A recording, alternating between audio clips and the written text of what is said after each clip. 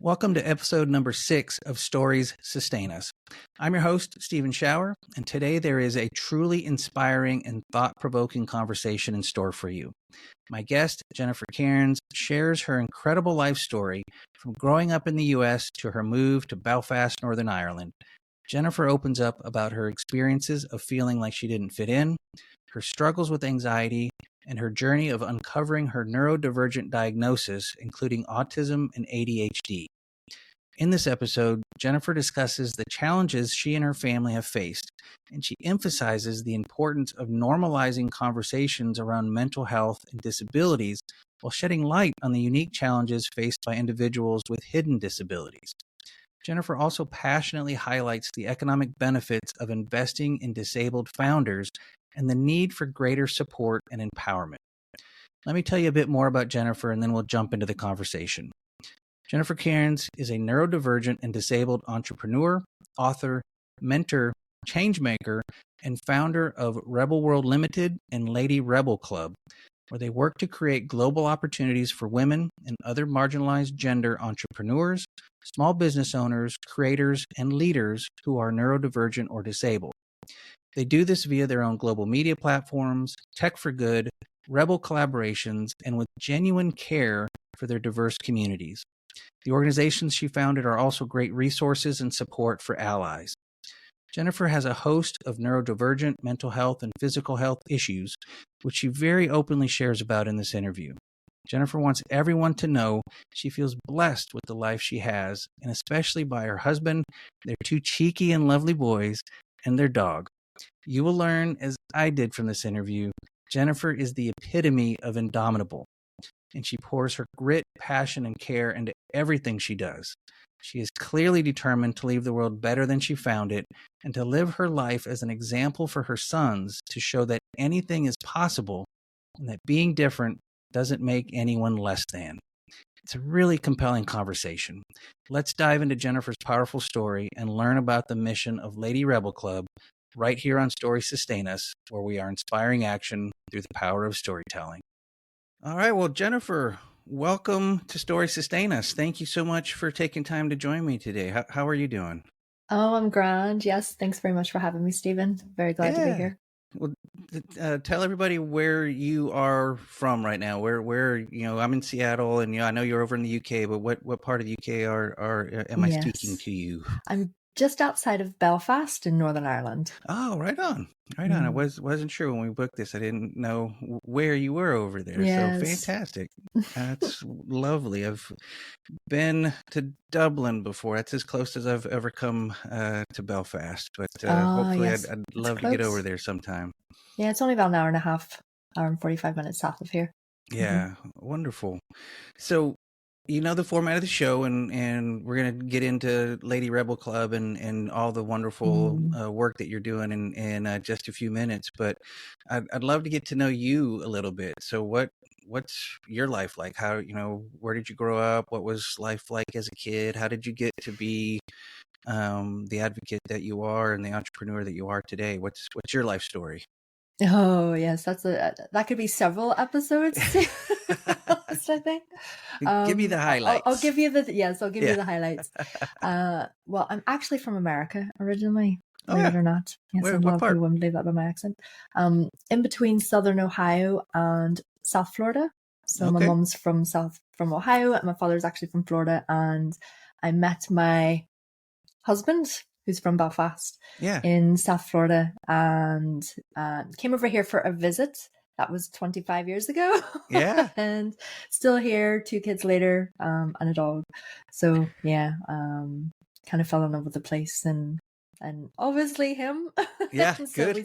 That's important. That's a bonus, right? Yes. Yeah. So, but growing up, it kind of bounced around in between those 2 states quite a bit. And then in my kind of late teens, early 20s, traveled more, was a little bit more of a nomad at that stage. And throughout the States or globally? Yeah, more through the States. And then I always kind of never felt like I belonged anywhere, as a kid. I always strived and would sometimes go, actually, that too overboard, to try and fit in and belong with particular groups, doing wild and crazy things like, yes, look at me, I do fit in, see, I'm one of you. But yeah, so it was difficult. People probably wouldn't have noticed it as much because it did come across quite very much like an extrovert, and played sports and did all of the things, and was always out and about, but never really felt comfortable. And it's funny because now looking back, even through, again, even just like, high school, those 4 years alone, you could tell different boyfriends, and things like that, or friend groups, even by the way I dressed, by the music I listened to. And I know some of that we all kind of go through, but it was drastic. And even after that, and it was always just like, again, it was that, masking, as a term that, especially with people who are neurodivergent like myself, and always trying to fit in to the environment around you, and doing your best to kind of blend in, and having that yearning to fit in. So, but I always felt like an alien is kind of the best way, I can describe it, and that I never quite fit in. And like I said, a bit of a bumpy childhood, bounced around quite a bit. And just even with work, never could really settle with anything. And as far as like being employed or things like that, I struggled a lot. I struggled with university, even though I had a really high GPA and things of that nature. Yeah. Was that here in the United States as well, or? Well, I went there, and then I went here as well. Okay. When I first moved here for a semester, and struggled even more here, I think, because just the way that they work things are slightly differently, and because at that time I had still quite an American accent. So I stood out quite a bit, and it was just really awkward. I can be very socially, again, a lot of people might not think it because I'm quite, chirpy and bubbly, most of the time. But yes, I would struggle socially, especially in person. This kind of stuff's great. But the in-person stuff's a bit more of a struggle. Is that kind of the, again, going back to that masking term, is that idea that what you're displaying on the outside is not what you're experiencing on the inside? Is that kind of, so you I think what I'm hearing you say is that you kind of fit in, at least as far as how others would have saw you, but you yourself were in a great deal of discomfort internally. Is that accurate? Yes, completely. And it's funny, because it's even things that you don't realize that other people think or do, right? Because we don't have these conversations with people. Right. And it wasn't actually even that long ago when I was talking to my husband, and I remember when we first came over here, and I worked for a newspaper for a while. And I remember like sitting at the desk on, like a Friday, like planning in my head and visually walking through it. All right, here's how I need to behave when we're out with his friends. Here's some things that I could say when we're going to have a conversation, to start a conversation. Here's how I should react when there's a goal, with football. Here's how I can soccer for us US people, but it's really football. Yes, right. So it's all of these things, right? And it was really, and he was like, Jennifer, no, most people don't do that. And I was like, what do you mean? Of course everybody does that. So it's even things like that, like all of these little additional, almost like stressors, right? We carry around with us and kind of put ourselves through in order to cope with the world around us, because for a lot of us who are neurodivergent, let alone maybe, have additional disabilities, the world really, society, maybe not so much the world, but society really wasn't designed with us in mind. So a lot of times it can feel like a cheese grater. That's a powerful description. That's I've never heard. I think that's how a lot. I think a lot of us can relate to that, in that it can leave us feeling very raw, right? At times. Wow. Sounds, what you described, the planning and the thinking through these scenarios. Also, the story I'm telling myself about it sounds like there's a lot of anxiety around these social situations that can anxiety. be really overwhelming, it sounds like. It would be, yes, and I have multiple anxiety profiles. So I have CPTSD, I have generalized anxiety disorder as well. Yeah.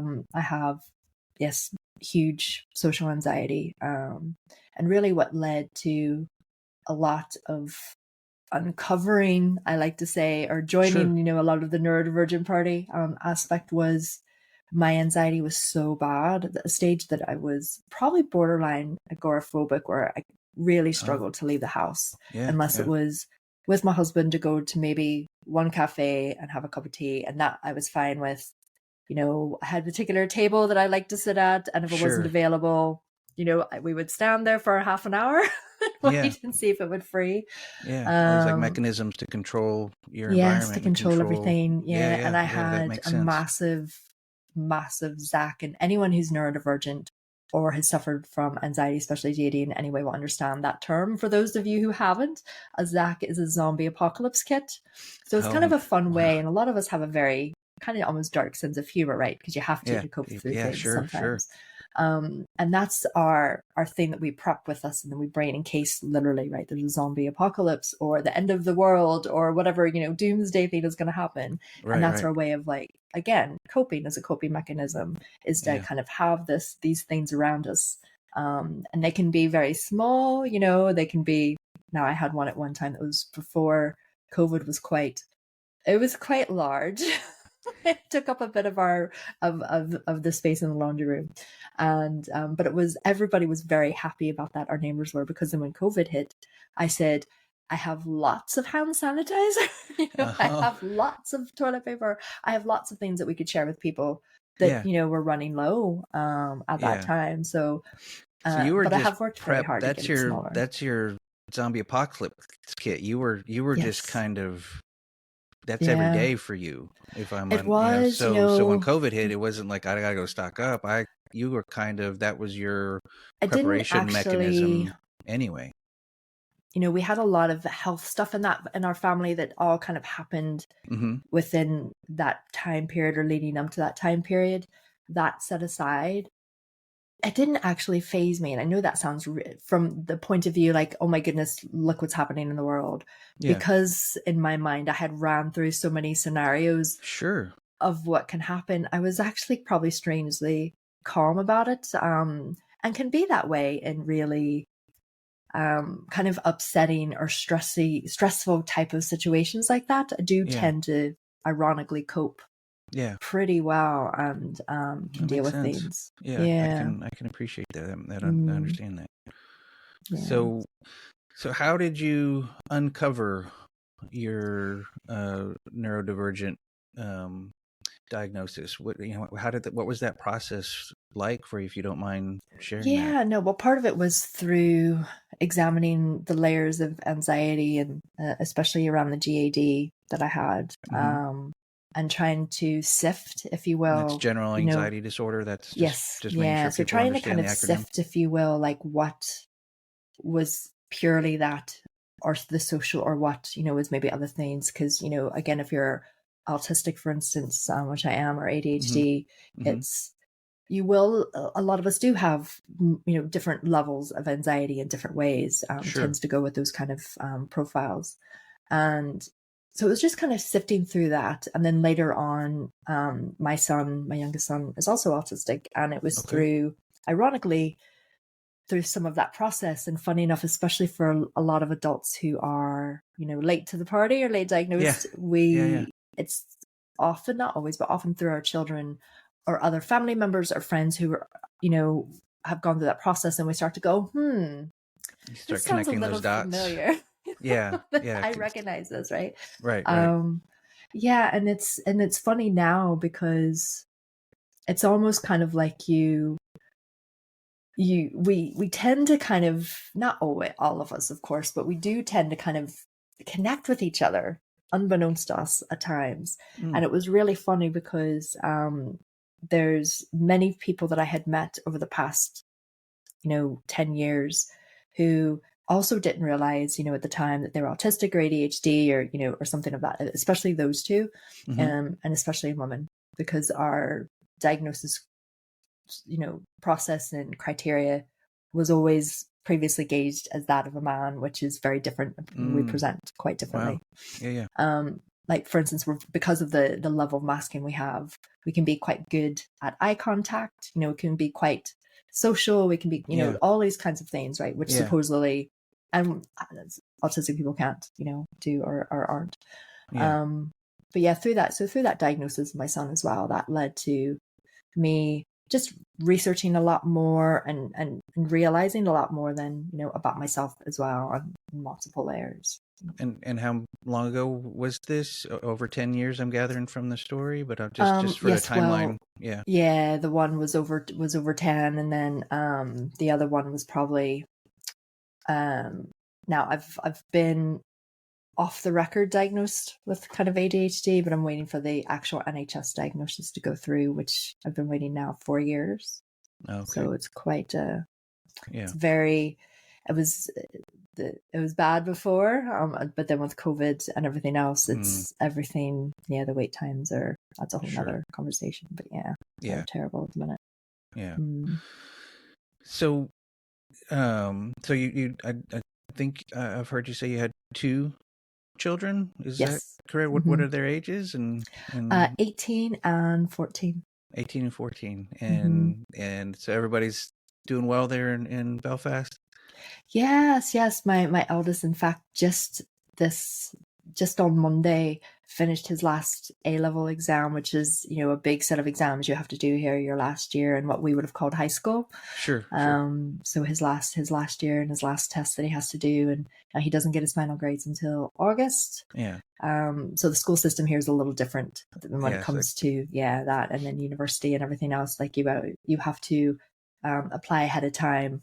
So he wants to go into aerospace engineering. So he applied to Queen's. They give his teachers give an estimate of what they think his grade's going to be. The university writes back and says, yes, we will accept you if you get these grades. Sure. So there's a lot more forethought in the education system that goes in here.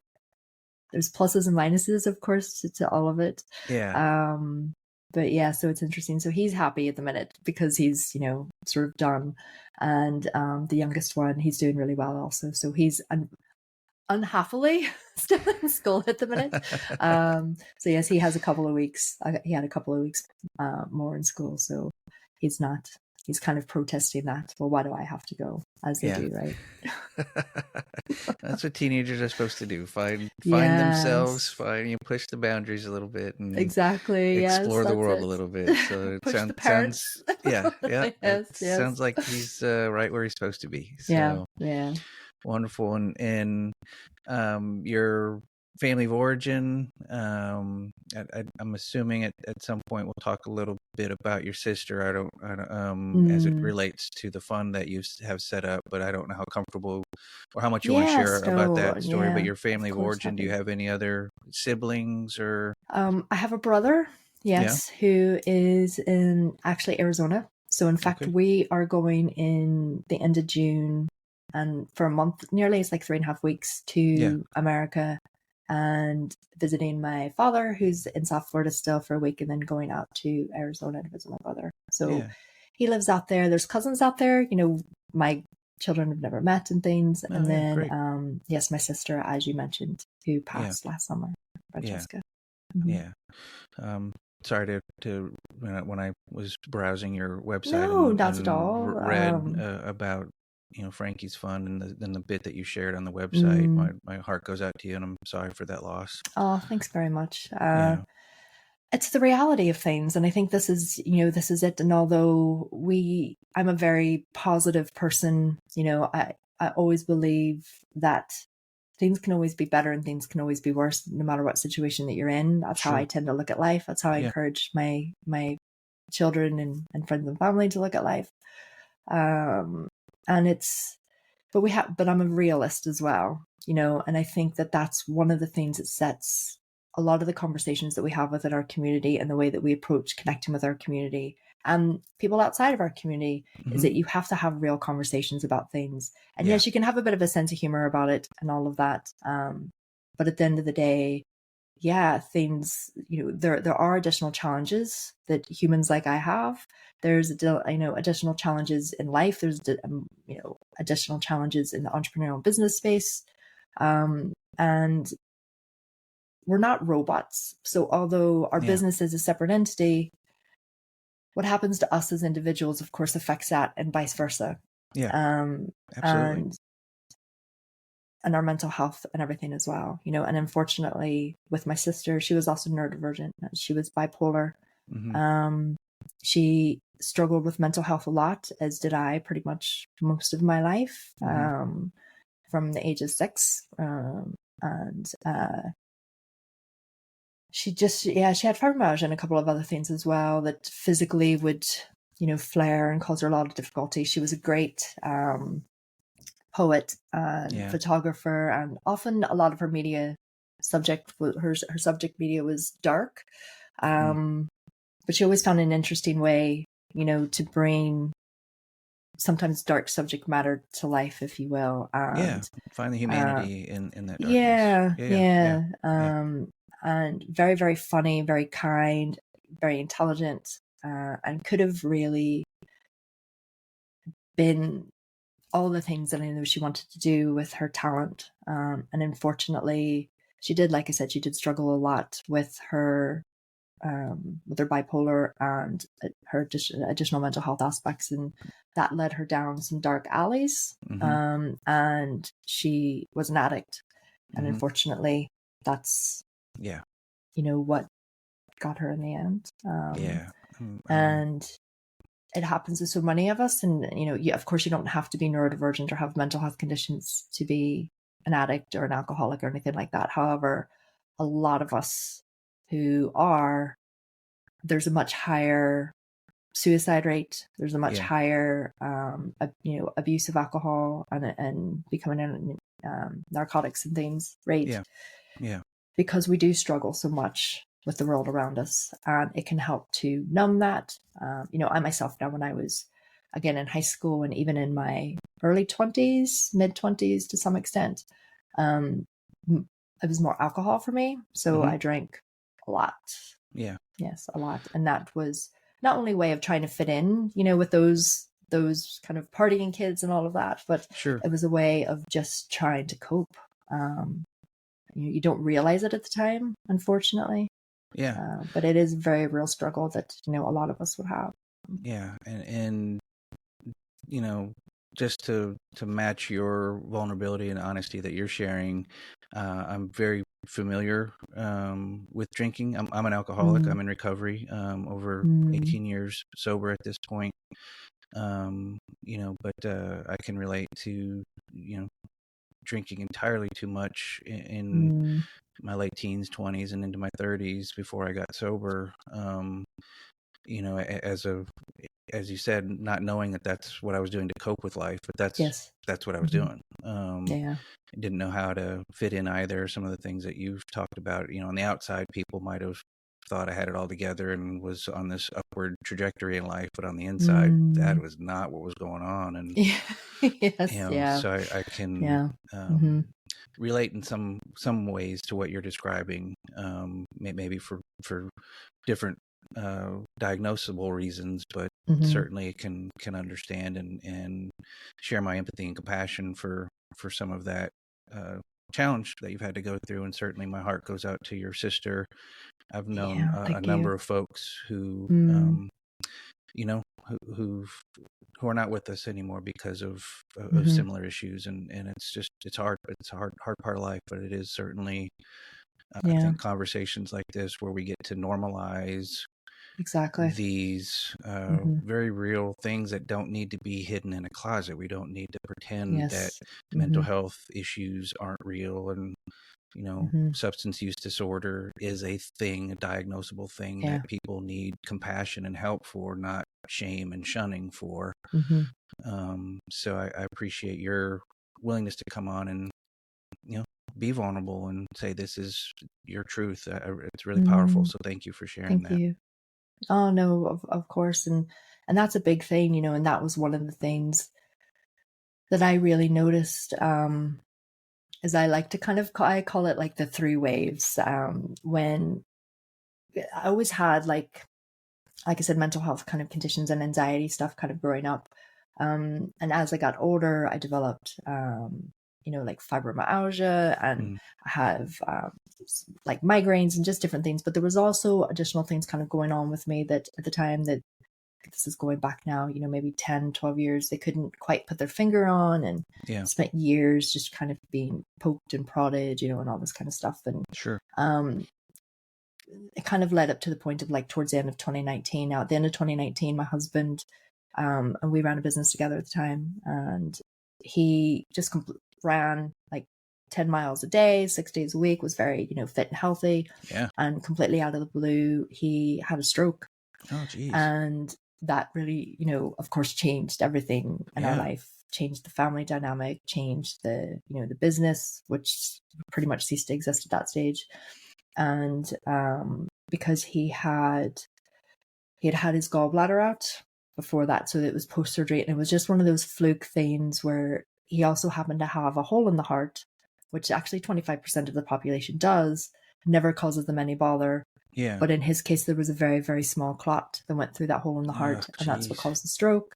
Because he was post-stroke, they couldn't give him the anti-stroke medication. So it ended up being quite an impactful, stroke. No. And he's done years and years of rehabilitation. Yeah. And I have to say, he's all sort of hats off to him. He's that's where his stubbornness, has come really been very handy for him. He's been able to sort of use that, and even to this day, and like I said, that was towards the end of 2019. He has to do like about anywhere between an hour and a half to 2 hours of really OT, work, or else his whole right side, which he doesn't have much feeling on, and he has a lot of like nerve damage and stuff. Yeah. But he has to just to do those workouts and things to, keep things in check, so to say.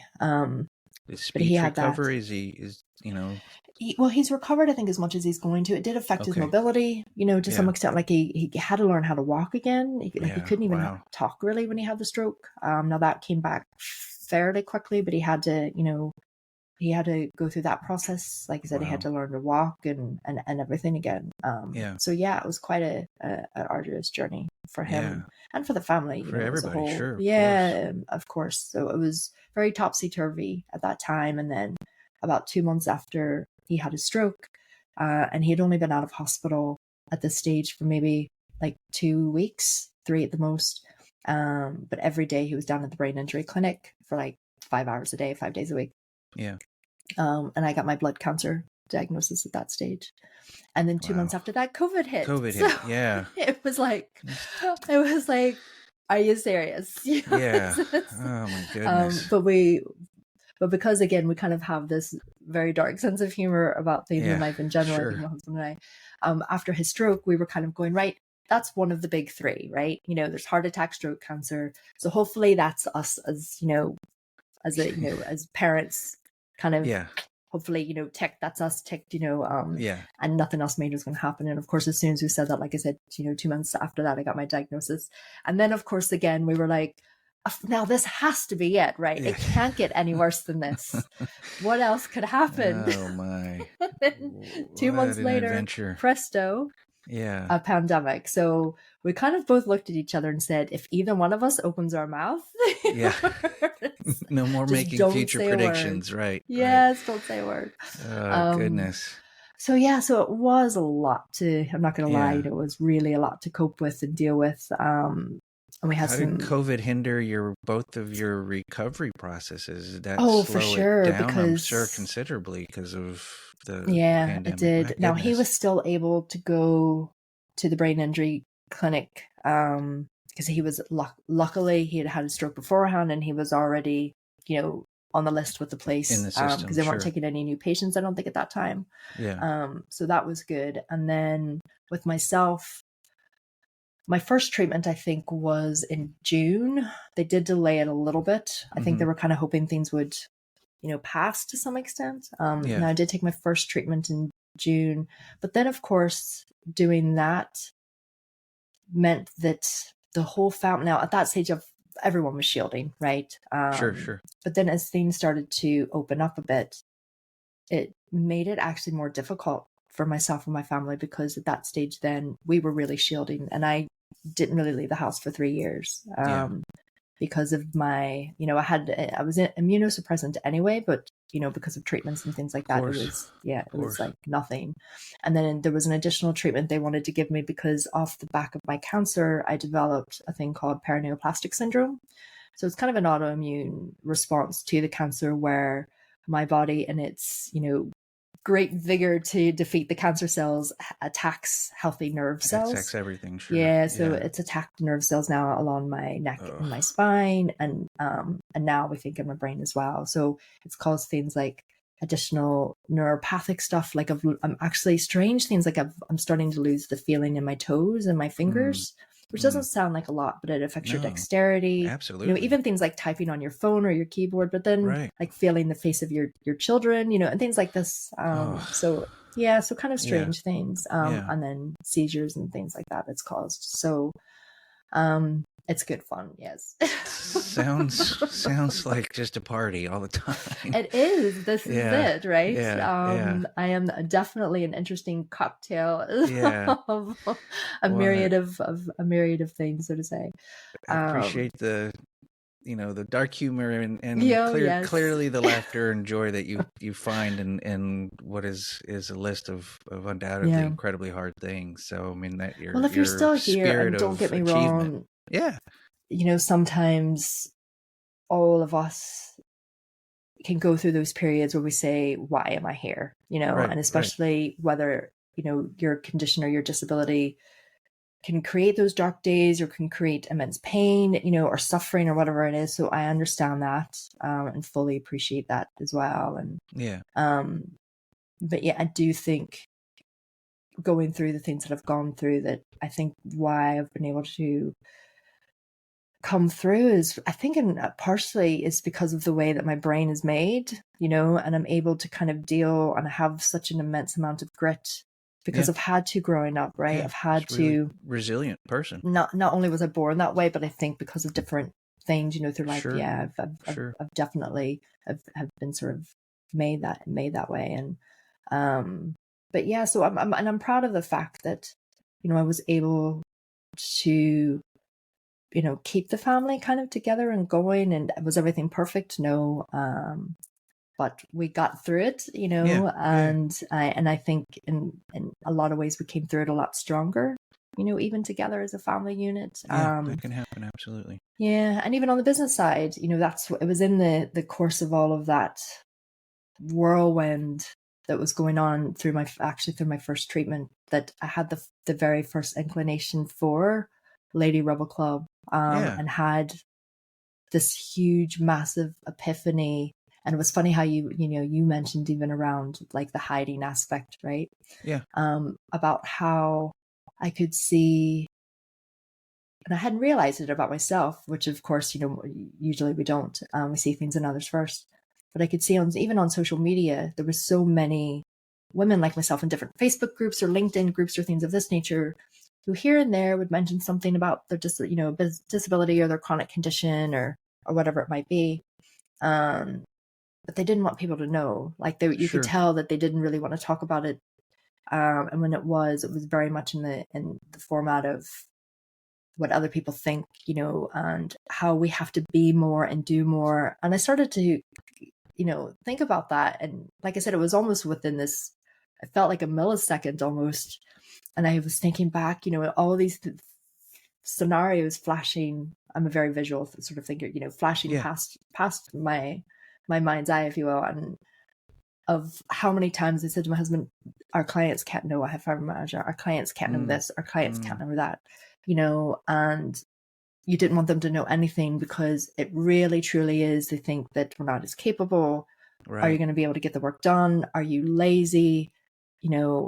Are you worth me paying as much? Right. All of these and it doesn't really matter where you live, even in our fantastically supposedly advanced Western countries, and it's that thinking, those biases, those archaic attitudes very much exist. They are systemic and embedded. Absolutely, which is why what you're doing shine a light on that, and let's, say we should change that. Let's acknowledge it's there. Yes. There are these systemic, deeply flawed ways of thinking within our society that, almost force people to live a dual life. Like sounds like you were describing. There was you who, knew of these conditions and knew that that's who you were. But then there was this persona you felt pressured, it sounds like to me, into pretending to be, and that's hard to live two lives at one time. So it tell really us, is. about it is. And I think when you look at it through then the added container of, right, I'm an entrepreneur, I have a business. In that entrepreneurial space, that startup space, the business space as a whole, really, there is that whole thing that comes into gender as well now. Sure. And it's the intersectionality of all the different things and all the different layers, of course, it creates. And again, these are conversations that we have quite open and honestly, right, in our community, because we're all made up of different intersections of things. For instance, if you're a woman in business or another marginalized gender, it is much more difficult. We're still not seen as capable. Right. We're not seen as, good enough to really be in the room half the time, let alone sit at the table, to be funded, investment funding grants, all of that. We're way under-supported financially. It's just all of those things. And of course, all of the attitudes and things like that, despite the fact that when women are on the boards, they do tend to actually, even very large organizations, their revenue and profit margins are more. And that's just kind of a fact. So it's interesting that, but then when you add in those additional layers of, right, I'm a woman or marginalized, other marginalized gender, right, tick, but I also have this disability. Oh, that's another one. And I'm also neurodivergent. Oh, that's another one. Depending maybe on where you live, depending on your age, whether you're too young, you're too old, your sexuality, even, skin of course, color, the color, yes, your race, your ethnicity, your culture, even, so many things, right, come into play. Right. And, it was funny because there was a lady in our community who I became quite friends with, and, and we would laugh, and she would say, yes, well, like a black single, gay mom who's neurodivergent and has fibromyalgia and other things, I'm like the mass of, like the mass of all of the things, right? But it's only when we have these kind of conversations, it's not about like blame, it's not about wanting to take anything from anybody else, but it's just being able to have conversations and say, hey, these things, this is what's going on, right? So how can we create a society that actually benefits everyone, where everyone is seen as having value, and everyone, rather than having that lens of, no, you're not as capable or you're not as worthy, how can we have a lens of, right, your experience in some way, whatever your life experience is, matters in some way. What can we learn from that? What can you share from that? What, that has a value. And I think if all of us can just understand that, although many of us, because we like to organize things, right, our brains do naturally, we fall into these natural categories, but every individual is unique, and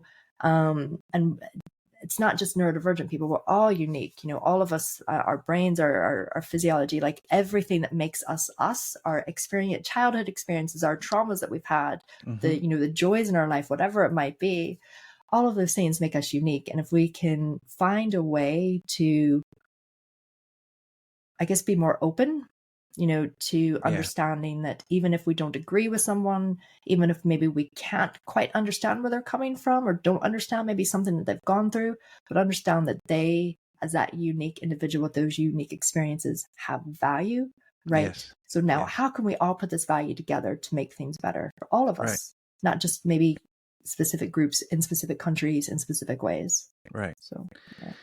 So that's what you're trying to do, I think, with Lady Rebel Club. Is that correct? Tell us a little bit about what Lady Rebel Club is and how folks can get involved in it or support it or benefit from it. So, tell me more about this adventure of yours. Yeah, well, this is it. So I realized then, now I came up with the name, funnily enough, right away. And I knew it was great. I have my main background was in sort of brand and strategy. So I was like, right, this is a good one. We need to trademark it. I don't know what it's going to be. Yeah. But we're going to do something with it.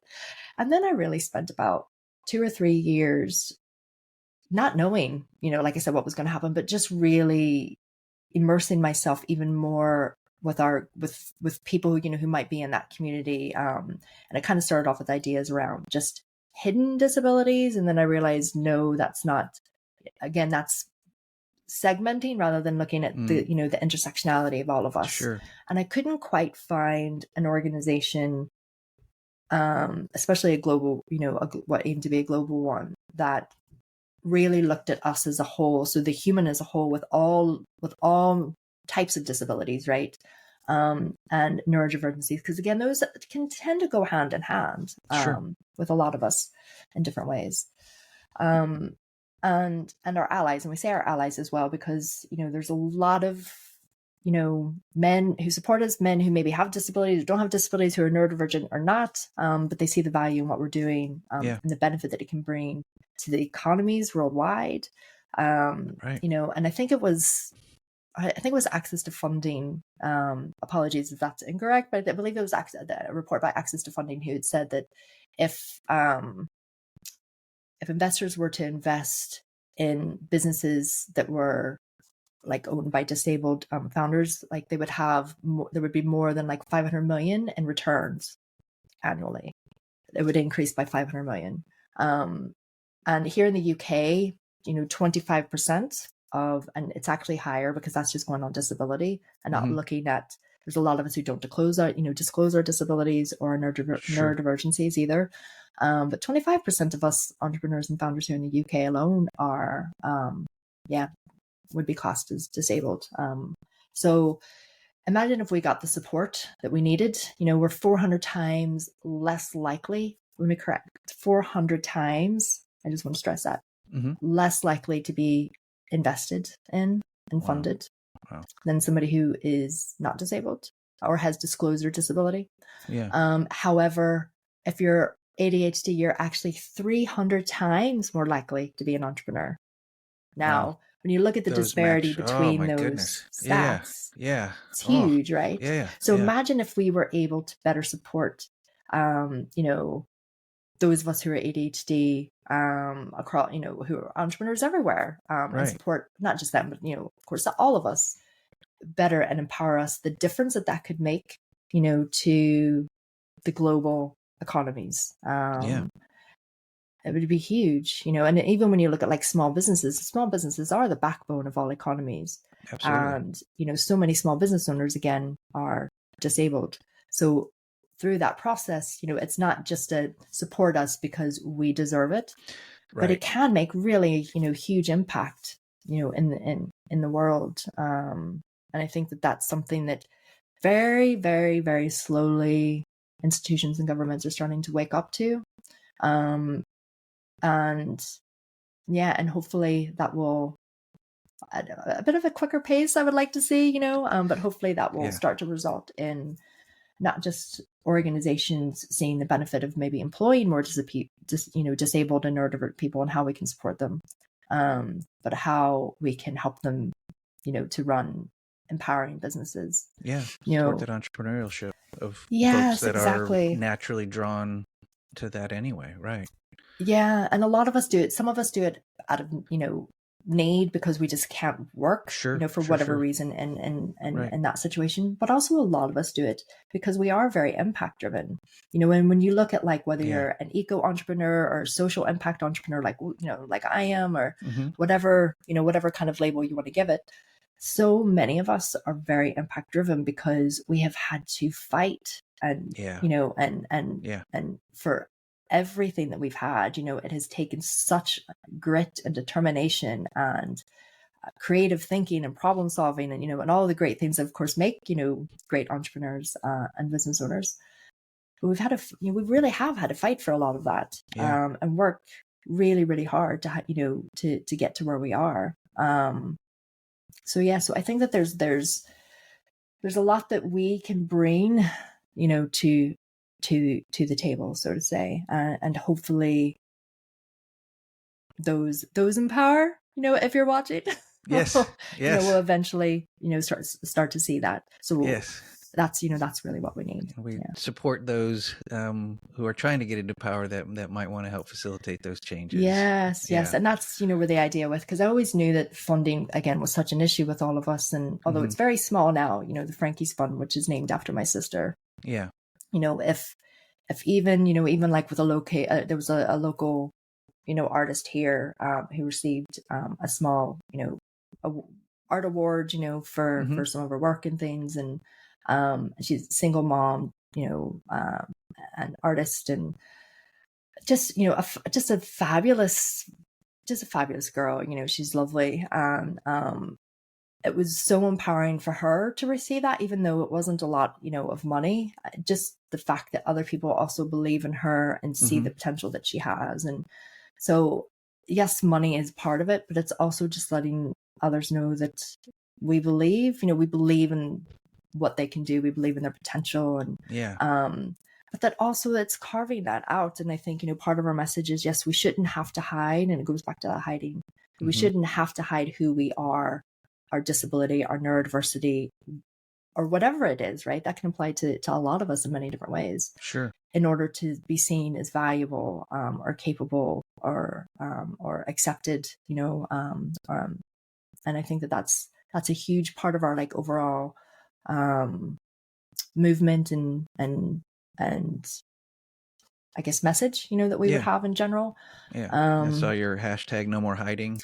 Yes. So that's a huge part, because that's the first step, I think, for all of us. And it was only when I stopped hiding from myself, from others, that I could really own all of who I was.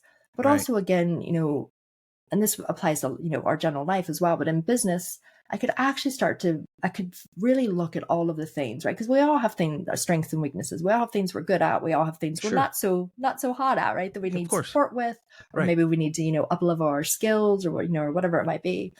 And once I really start to look at all of that, I could really figure out, how is it that I need to work best? Get rid of the cookie cutters, get rid of all, the gurus going, this is how you have to do it. Let's figure out how I need to do it. So it was both working within the context of the business, but then also figuring out, well, what does actual success look like for me? What is it that I want out of this?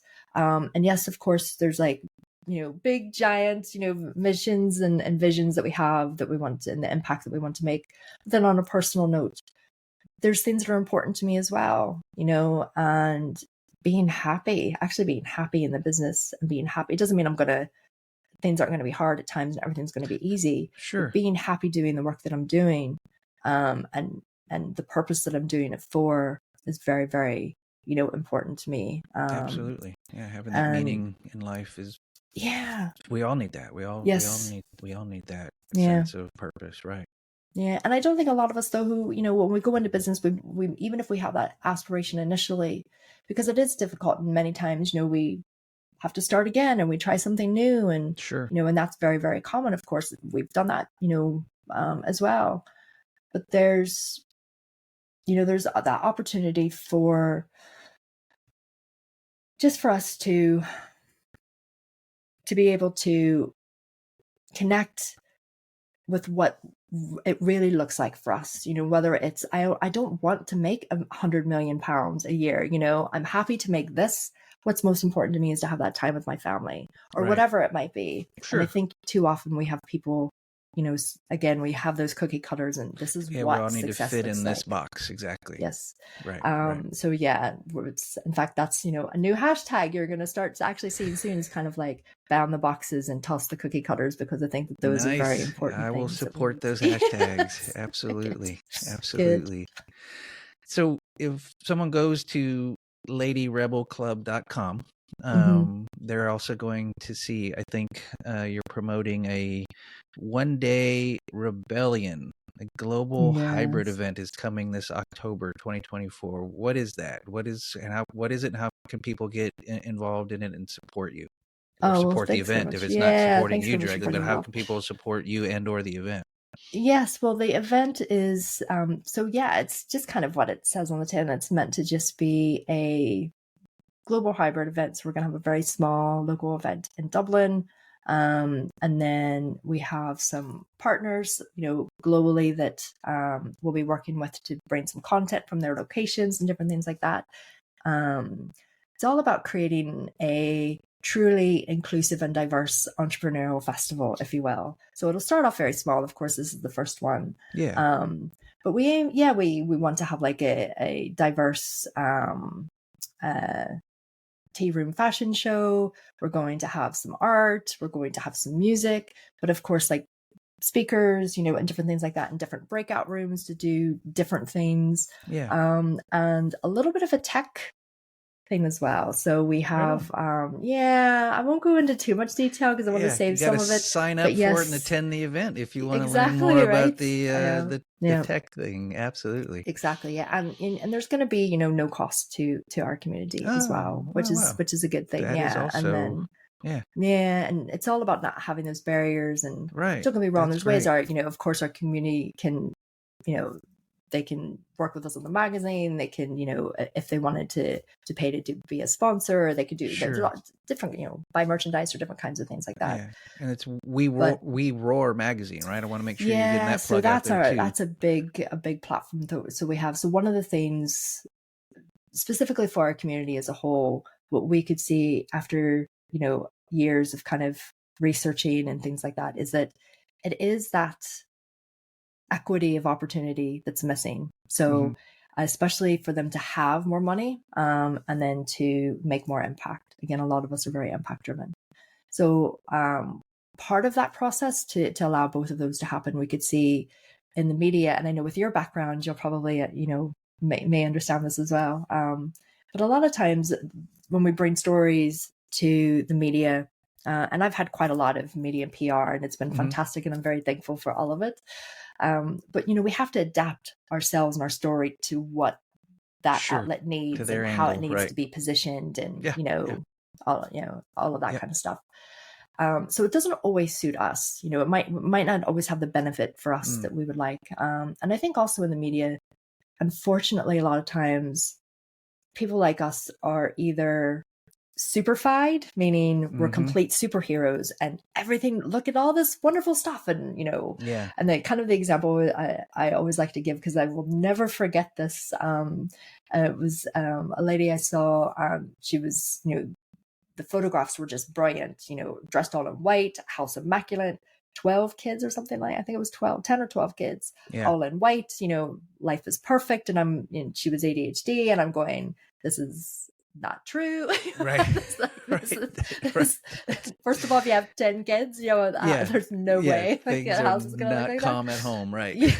yes, right. But we're superfied, and unfortunately, the effects that has, on others, we're going, well, why can't I? Is my life not like that? Why does my house not look like that? How come I can't function like that, right? Or on the other side, we're sad puppies, and it's like, what is the point of going on living, right? Because we're so sad and miserable, which again, of course, affects a lot of us in very negative ways. Puts the stigma. So we could see where there was a huge void of having really our genuine stories and missions, even if it's something, whatever it is that we want to talk about. Some of us have created businesses, like I have, that's around disability or neurodiversity. Some of us haven't, and if it's not, and if that isn't critical to the story, everything shouldn't hinge on, that one fact, right? So the way that we conduct all of our interviews and everything is, it's not poised around that this is the thing that you have to talk about. We let them, again, share their stories in a way that really kind of suits them.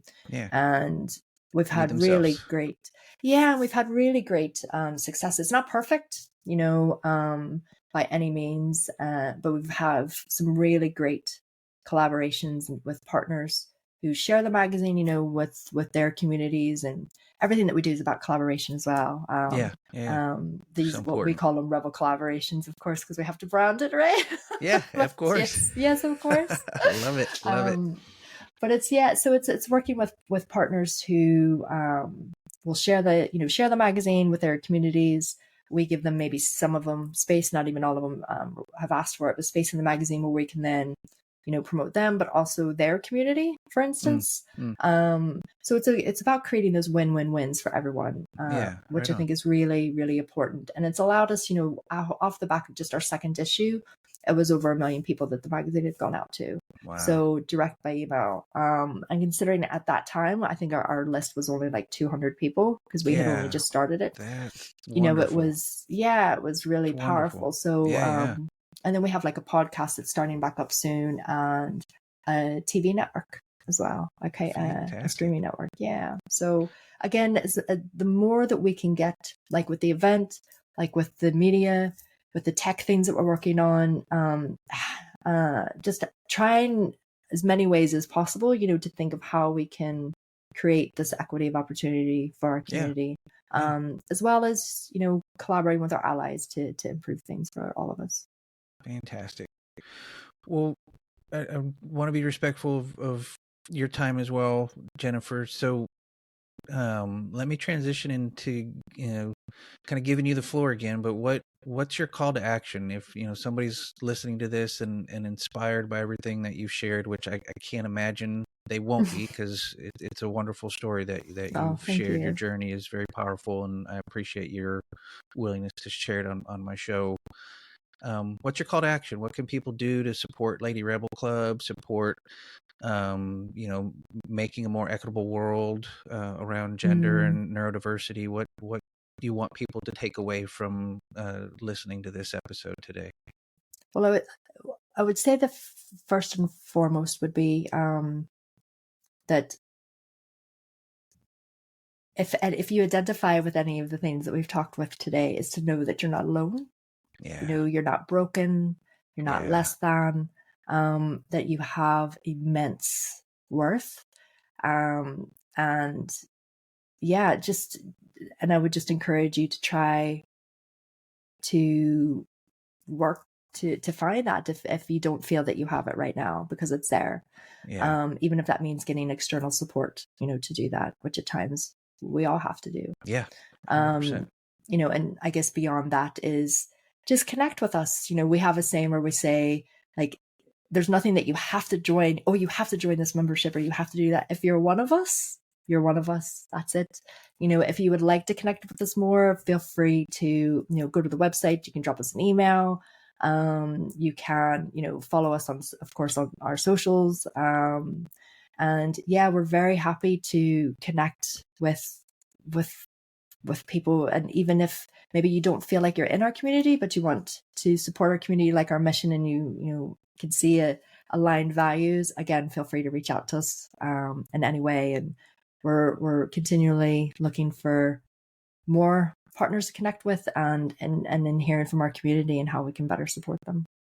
Fantastic. Well, it's, again, ladyrebelclub.com. I'll make sure to put in the notes page of this, the link, all of the social media channels and the other links that you shared with me offline. That will all be available for anybody who's listening, who wants to, get engaged, contact you, support you, just join you in the movement that you're starting, or someone who needs your help and, direction. And as you said, they need that support system that they can identify with. So I hope that people can connect and continue to find this equitable space that we can all share, right? That's what we're, I think, trying to accomplish. So and thank you as well, Stephen, for being such a gracious host, and for inviting me onto the show. It's been lovely. Yeah, well, I'm so grateful to have the opportunity to speak with you. So Jennifer, we end the show. Every show ends the same. We talk about different subjects, all under kind of this broad umbrella of sustainability, and social equity is certainly part of sustainability, undoubtedly an important part of it. But these are hard subjects, right? We talked about some difficult things today, and I like to follow up these calls to actions by ending each episode with a little bit of hope, and hope being defined as this idea of you can envision a better future, but you also feel you have the agency to help make it come to be. Not without hardships, not without challenges, and maybe not without failure, but there's this vision and you feel you can do something to help it become reality. So I love hearing from my guests what their hope is for the future. So I'm going to throw 3 questions out at you real quick, and just give me your kind of gut reaction of what the answer is to the question. I will do my best. Yeah, of course, of course. I'll try not to overthink. You're going to be fine. So what is your vision for a better future, Jennifer? And it can be for you personally, professionally, or for the globe. Just what's your vision for a better future?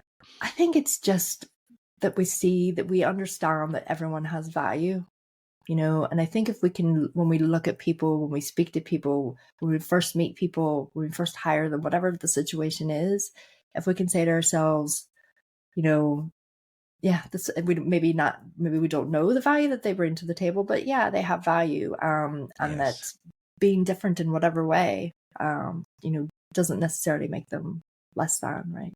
Right. So why is that your vision for a better future? Because I think that we, as I've sort of said previously, we all are individuals. We all are unique. It's been so many things, whether it's nature, whether it's environment, the journey to where we are today, right now, having this conversation, has made me who I am, and you who you are. Right. And we're very different, people. We're all unique. And if we can actually understand that and appreciate and see the wonder, I think, in that as well, right? The wonder and the curiosity, this is probably why kids in general, especially when they're younger, get along so much better. And I think we almost need to go back to that, like childhood, where we're inquisitive, where we don't assume we know all the answers because this is a previous experience that we've had, or this is what I've been taught, or this is what I've read, or or whatever it might be. So we can have that curiosity, that interest to really, want to understand people and learn from them. And again, if we see something different, not necessarily go, oh, well, that's not for me, oh, why are they that way? Right. But go, oh, well, approach it with curiosity. Well, I wonder, how they do X, Y, and Z. And a lot of times, ask us even. Just ask, because yes. we don't mind, we're humans. We're all, inquisitive in some way, shape or form, aren't we? Right. So yeah, just having those conversations and being curious and seeing the wonder, I think, in life in general is a biggie. So the final question, imagine your future scenario where everybody is seen as having inherent value, and we're treating each other with kindness and compassion and inquisitive natures, as opposed to boxing people into things. So that future is a reality. It's happening right now. How does that make you feel? Content, like job done. Yes. Nice. Right on. Well, Jennifer, I am going to join you in working for that vision. I hope to do my part, however small that is, to help create that world, because it's a beautiful vision, and I want to be a part of that too. So, well, you're helping right now, so thank you. Wonderful. Well, thank you so much for your time. It has been an absolute joy speaking with you. And I wanted, there was one other thing. I think I wrote a note that I want to make sure I share, because I thought it was something that was a really important part of your message. I saw this on one of your LinkedIn posts. And I'm going to summarize it, so please clarify it if I'm off base in my summary. But okay. You basically said something to the effect of, if I tell you I have autism, don't tell me you're sorry, and don't ask me to do a trick. And I think that's beautiful. It's just summarized, like, treat you as another person with inherent worth and inherent value is, I think, what you're asking us to do. And did I capture that correctly? Yes, very much so. Yeah. Well, thank you. Jennifer, thank you very much for your time today. And I look forward to supporting Lady Rebel Club and all of the things that you're doing next to make this world a better place. So thank you for all that you're doing. Thank you, Stephen. All right. Goodbye. Bye. All right. Well, that wraps up another episode of Stories Sustain Us. I want to extend my sincere gratitude to Jennifer Cairns for sharing her powerful and inspiring journey with us today. To me, Jennifer's story highlights the importance of creating equity of opportunity for all. I really appreciated the point she made when saying that investing in disabled founders not only brings economic benefits, but also enriches our global economies with unique perspectives and innovative problem-solving skills. Equity clearly fits into conversations about sustainability because a truly sustainable future must be inclusive. Supporting and empowering women and other marginalized genders, as well as individuals with disabilities and neurodivergencies, is crucial for building a more equitable society. We all have a role to play, including institutions and governments, in recognizing the value of employing and supporting disabled and neurodivergent individuals in their entrepreneurial endeavors. Connecting with organizations like Lady Rebel Club can help us support the mission of creating equity of opportunity for all, fostering a diverse and inclusive entrepreneurial landscape. For me, Jennifer's experiences also underscore the need for real conversations about mental health and neurodiversity to foster a more inclusive and supportive society. Normalizing these conversations can reduce stigma and promote a culture of understanding. You know, I think something happened in this interview that I hope you picked up on. It was clear to me while it was happening, and it's this idea of a positive reinforcement loop. As Jennifer was sharing so openly and honestly and vulnerably about her experience with mental health issues and neurodivergent diagnoses, it really created the safe space for me to share about my issues with mental health. I didn't know when or if I was ever going to share on this podcast that I am an alcoholic in recovery, or have a diagnosis of substance use disorder. Thankfully, I've been in recovery a long time, been sober for over 18 years, and it's a wonderful life. And I can't imagine going back to what it used to be. But it's something that I wasn't sure I was ever going to bring up on this show. Not because I'm, embarrassed about it, but I didn't know if it ever fit into the purpose of the podcast. But really witnessing Jennifer speak so openly and honestly and vulnerable about her life and her journey, and normalizing the conversation around those hard subjects really opened the door for me to share about my story and my journey as well. And I think that's how we do that. Someone is open, honest, and vulnerable. Normalizing a conversation gives that freedom for somebody else to join in and be open, honest, and vulnerable, which then further normalizes the conversation, and that positive loop then continues. So I would encourage you all to find those safe spaces, with family or friends, counselors, support groups, wherever you may need to find that safe space, doctors, therapists, whatever, the lists are out there. But find that safe space where you can be open, honest, and vulnerable about whatever mental health challenges or neurodivergent diagnoses or physical health challenges that you're facing. For far too long, these types of issues, mental health and neurodivergent issues in particular, were seen as something that shouldn't be talked about. And for far too long, people would live in the shadows and suffer alone in silence. And that's not necessary anymore. We don't need to be afraid of having hard conversations around these very real issues of mental health and neurodivergent diagnoses, or physical health diagnoses for that matter as well. The more we shine light on these issues, the more folks can come from the shadows and get the help that they need. There is help out there.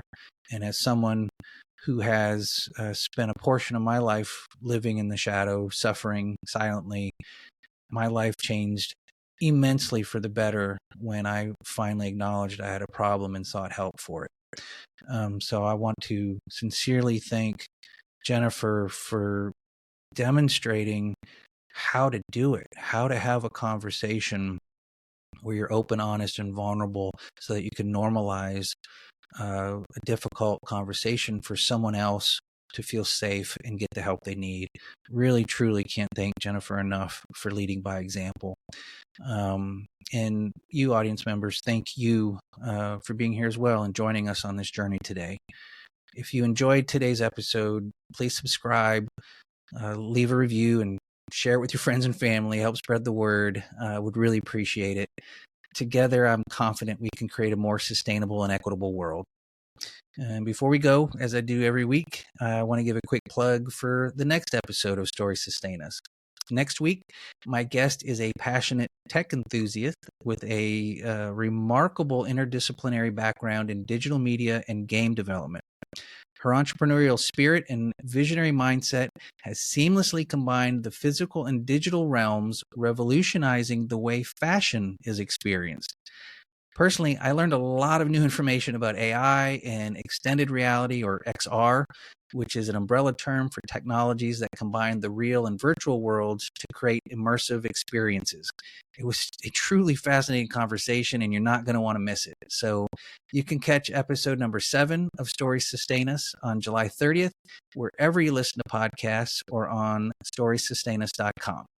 So until next time, I'm Stephen Schauer. Please take care of yourself and each other. Take care.